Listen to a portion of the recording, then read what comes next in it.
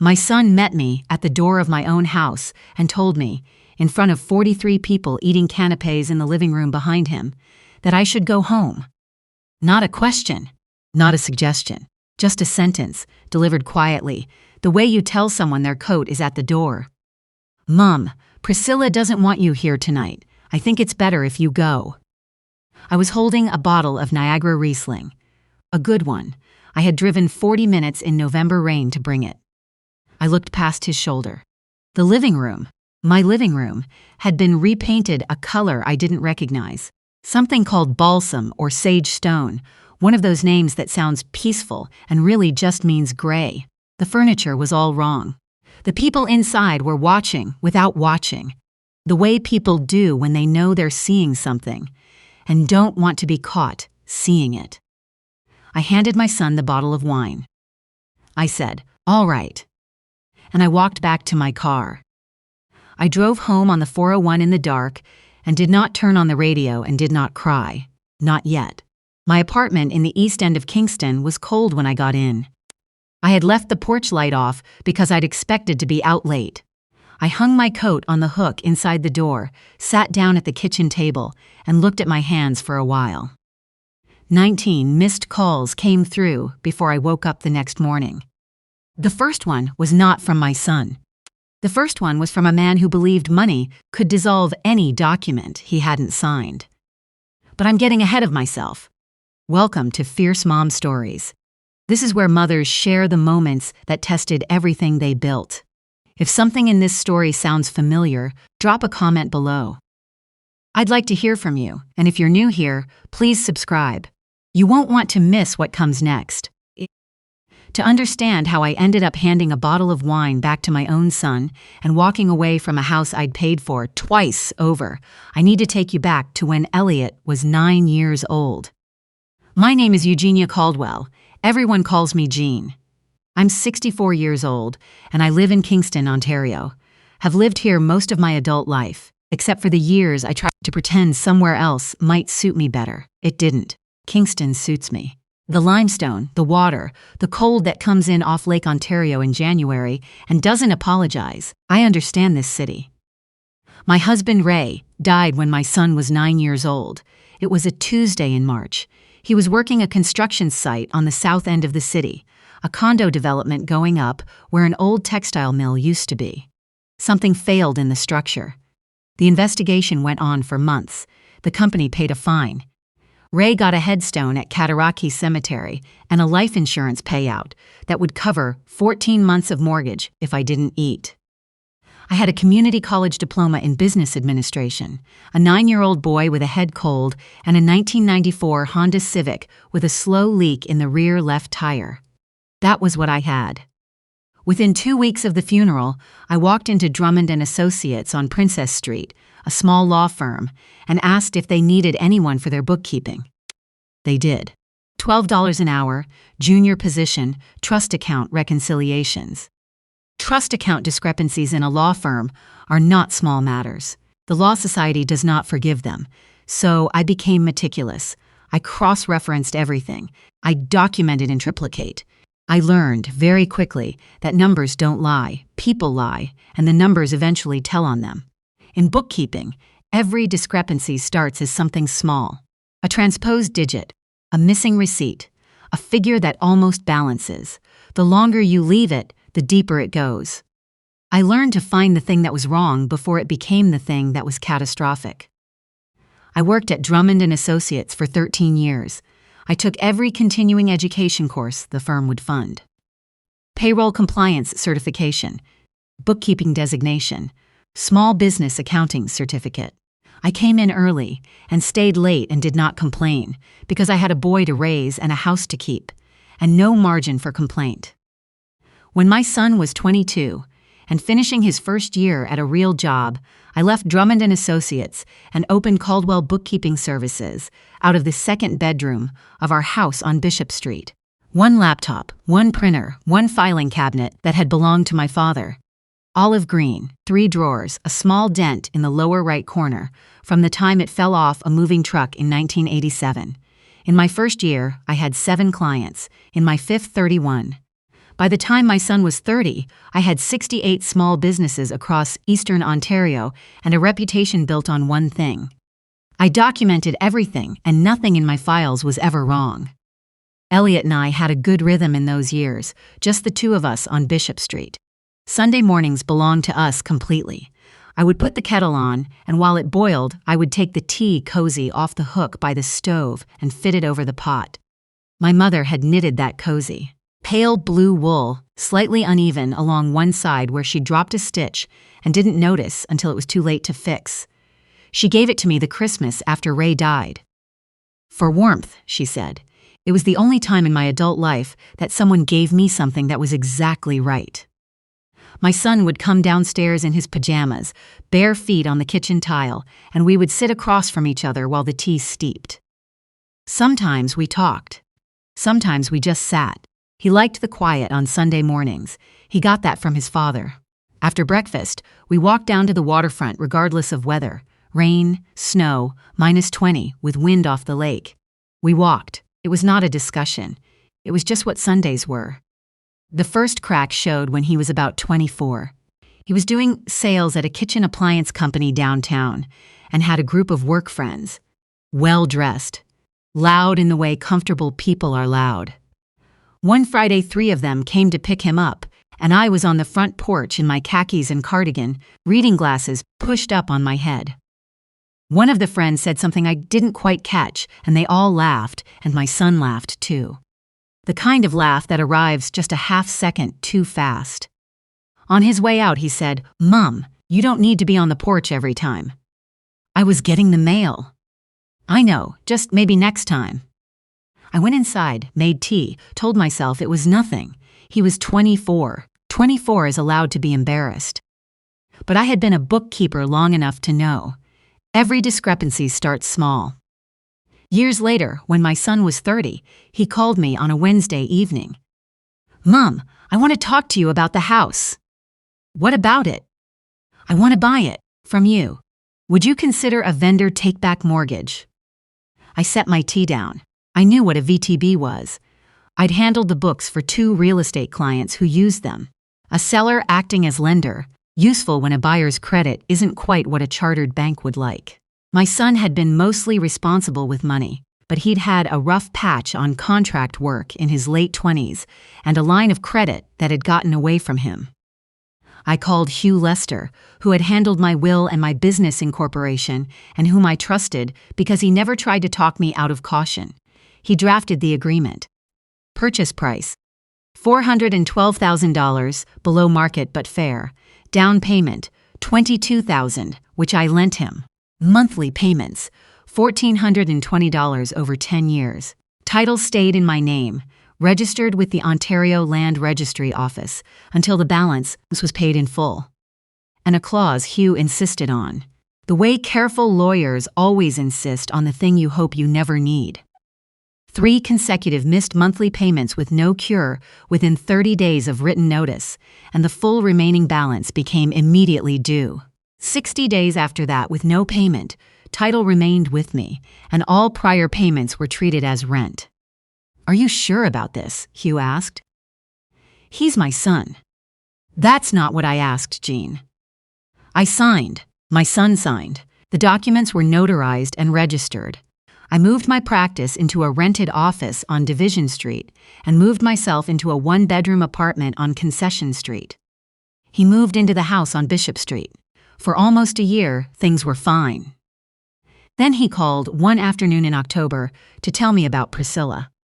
"She's different," he said. I would learn exactly how. Priscilla Ashworth was 32, from Toronto. Her father, Terrence, ran a commercial property development company that operated across southern Ontario. Strip malls, industrial parks, a parking structure near Queensway Carleton Hospital, office buildings in 3 regional centers. Old money rebuilt from new money, the kind that takes 1 generation to acquire and another to polish. Priscilla had a degree from what was then Ryerson and a design client list that existed almost entirely through her father's referrals. She was slim and precisely dressed and had a way of standing in a room as though she were deciding whether it would suit her purposes. The first time she came to my apartment for dinner, she stood in the doorway and took in the laminate flooring, the single window over the parking lot, the row of client folders standing on the bookshelf. "It's cozy," she said. I recognized the word. Cozy is what people say about a space when they want to be polite about its size. Over dinner, I learned about Terrence Ashworth. He had built himself up from a rooming house he'd inherited in Scarborough in the late 1980s, reinvested everything. Leveraged early and often. He believed the distance between poverty and wealth was one good decision repeated until it became habit, and he had no patience for people who hadn't made that decision. Very little interest either in people who reminded him of where he'd started. Priscilla had watched her father build the empire. She had also watched him push out anyone who didn't fit the image he was constructing, including her mother quietly when Priscilla was 14. She watched from the driveway as her mother's car turned onto the street and didn't come back. I didn't know that then. I'm telling you now because it matters for what came later. Priscilla looked at me, a woman who had built a business from nothing, raised a son alone, bought a house with 13 years of trust account reconciliations, and saw a threat. Not to my son, to the life she was building around him. A woman who can take care of herself, Priscilla seemed to believe, will eventually take care of herself and nothing else. She was wrong about that, but she had 30 years of evidence on her side, and she was very convincing. It started the way these things always start. My son stopped calling on Sunday mornings. Sunday dinners became every other week, then once a month, then a text. "Priscilla and I have plans." Then nothing for weeks at a stretch. Priscilla redecorated the house on Bishop Street. New paint, that gray. New furniture, pale fabrics, clean lines. New hardware on the kitchen cabinets, new light fixtures, new curtain rods. One afternoon, I noticed the tea cozy was gone from the hook by the stove. The hook was still there, just nothing on it. I waited until the following week to mention it. "I noticed the tea cozy wasn't in the kitchen," I said. "Oh, Priscilla put it in the storage cupboard under the stairs. She's reorganizing things." "That cozy has been on that hook for 22 years, Elliot." "I know. It just didn't really work with the new look." Pale blue wool, a dropped stitch, a Christmas gift from a woman who knew exactly what warmth was. Sitting in a storage cupboard because it didn't match a color palette. "All right," I said. And I let it go, which is something I'm not proud of. The engagement came 6 months later. My son called, did not visit, called, to tell me. I offered to host an engagement dinner. Priscilla had already arranged a celebration in Toronto. I offered to help with the invitations. They were doing everything online. I offered to contribute to the wedding costs. Terrence had that handled. I received a save the date by email. Then the payments stopped. August came and went with nothing in my account. September, nothing. October, nothing. I called my son on a Wednesday evening in November while finishing a reconciliation for a client. "You've missed 3 months," I said. "I know, Mum. Priscilla feels that families shouldn't have formal arrangements like this. We signed a legal document, both of us. You could have just given me the house." I counted to 3. "I helped you buy a house at below market value and lent you the down payment. That is what I gave you." Priscilla says. What Priscilla says doesn't change what's in the agreement. He hung up. That night, I sat at my kitchen table and typed a formal notice of default. Registered mail the next morning. Return receipt requested. The 30-day cure window started the moment my son signed for it. He signed for it on the 9th of November. I know because the green slip came back with his signature. The same handwriting he'd had since grade 6, a slight backward lean on the capital letters. What I didn't know until later was what happened when he opened it. He was at the kitchen counter in the house on Bishop Street. Priscilla read it over his shoulder. "She's bluffing," she said. "Throw it away. She'd never do this to her own son." He hesitated. He told me this months later, in a voice I hadn't heard since he was a teenager. "I almost called you that night, Mum. I had the phone in my hand." But Priscilla was watching, and he had learned by then to use her judgment instead of his own. 30 days passed with nothing. I drove to Hugh's office on a Thursday afternoon in December. "The cure period expired," Hugh said, pouring coffee from a machine that took too long but made good coffee. "You have every right to file." In Ontario, what protects a seller's interest in a disputed property is a Certificate of Pending Litigation, a CPL, filed under the Land Titles Act. It attaches to the property at the Land Registry Office. Any title search will find it. Any bank will stop cold when it does. "He's still my son, Hugh." "He's still in default, Jean. If someone uses that title as security for a loan and you haven't protected your interest, you could lose standing entirely." I signed the papers. Hugh registered the CPL that Monday morning. I did not file it to punish my son. I filed it because 30 years of bookkeeping had taught me that leaving an error uncorrected is not kindness. It is an invitation for the problem to grow until it swallows something you cannot get back. There is a difference between protection and punishment, even when the paperwork looks the same. The housewarming had been Priscilla's idea. They had finished the renovations and she wanted to announce the result to the right people. My son sent me a text 3 days before. "Mom, I think it's better if you don't come Saturday. Priscilla isn't comfortable with the current situation." I did not reply. I drove to the house on Bishop Street on Saturday evening with a bottle of wine because it was my house, registered in my name at the Ontario Land Registry Office, and I was not going to be managed by a text message. Which is where we came in. The rest of what happened over those next months, I learned in pieces. A client of mine, Diane Wheatley, rented commercial space from Terrence Ashworth and had ears for things she probably wasn't meant to hear. She called me the following Monday carefully to mention that Terrence was pursuing a BDC loan, Business Development Bank of Canada, using his property portfolio as primary security and the house on Bishop Street as secondary collateral. A sports equipment franchise, a regional chain going into a new commercial development on Highway 15. My son's name on the franchise agreement, a real business, his name on the door. All it required was for the title on Bishop Street to be clean. The bank's title search came back that Friday. The CPL was exactly where Hugh had registered it, flagged in the results, attached to the property like a fact. The loan officer called Terrence's lawyer. The lawyer called Terrence.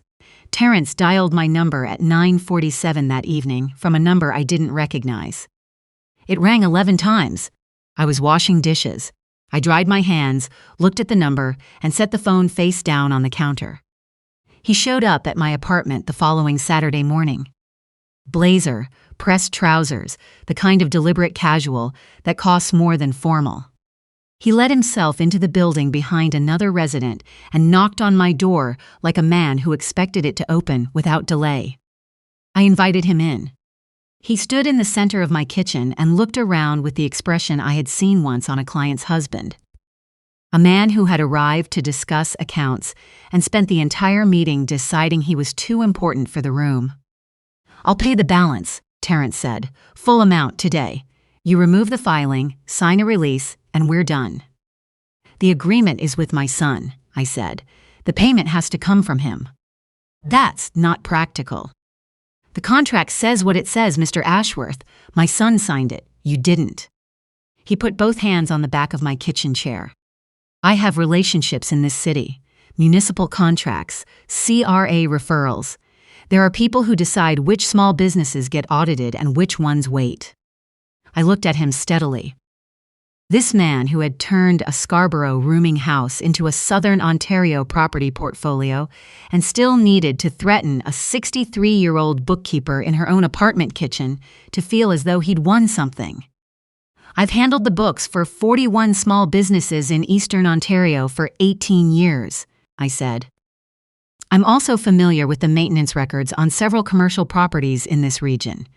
Properties with outstanding items that haven't been filed with the appropriate municipal offices. I've been patient about the timing of that paperwork."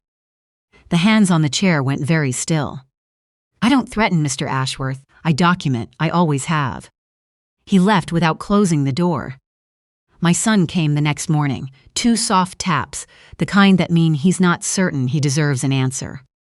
I looked through the peephole. He was alone, wearing an old university sweatshirt I recognized from 15 years earlier, unshaven, eyes red at the rims. He looked like a man who had not slept since the evening he signed for a registered letter and put it in a drawer. I let him in. He sat at my kitchen table without speaking. I put the kettle on. I fitted the plain green tea cozy over the pot. Not my mother's one, which was sitting in a storage cupboard on Bishop Street, but a replacement I'd bought at the market when the hook by the stove looked too bare to look at. I let it steep and set a mug in front of him and one in front of me. He drank the tea, looked at the table. "Mom, is there any way to make this go away?" "Make what go away exactly, Elliot?" "The whole situation. The filing, Priscilla thinks. The 3 missed payments. The registered notice you put in a drawer. The certificate of pending litigation that your father-in-law's bank found on a title search." He said nothing. "I didn't create any of those things. You and Priscilla created them together.